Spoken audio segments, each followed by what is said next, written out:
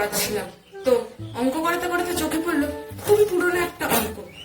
সেই ছোটবেলা থেকে দেখে আসছি তৈলাক্ত বাঁশের অঙ্ক। একটা বাঁশের দৈর্ঘ্য 82 ফুট। প্রত্যেক মিনিটে বাদরটা 12 ফুট ওপর উঠছে, আবার ঠিক পরের মিনিটে বাদরটা 8 ফুট নিচে নেমে যাচ্ছে। তো উঠতে কত সময় লাগবে? প্রথম কথা হচ্ছে, কোন বাদর ঘড়ি পরে উঠছে? হ্যাঁ, বাদর আবার ঘড়ি পরতে পারে নাকি? প্রথম কথা, এত বুদ্ধিমান বাদর এলো কোথা থেকে যে ঘড়ি দিকে উপরে উঠছে আবার ঘড়ি দেখে নিচে নেমে যাচ্ছে?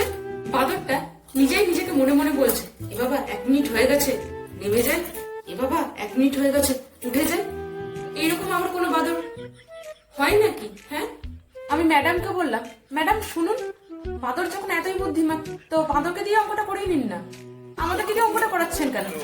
তখন ম্যাডাম বললেন, বাদরকে দিয়ে অঙ্কটা করাচ্ছি, কর। বাদর নিজের চিন্তায় পড়ে গেছে যে বাদর বলে আমি খেলা শুরু করেছিলাম, এরা আমাকে দিয়ে অঙ্ক করাতে শুরু করে দিল। হ্যাঁ, বাদর এখন বলছে এদের চক করে প্রত্যেকদিন আমাকে এত উঁচুতে ওঠানামা করতে হবে। তো বাদর এখন সেই লোকটাকে খুঁজছে যে বাঁশে তেল মাখিয়ে হাতে ঘড়ি পরিয়ে চলে গেছে।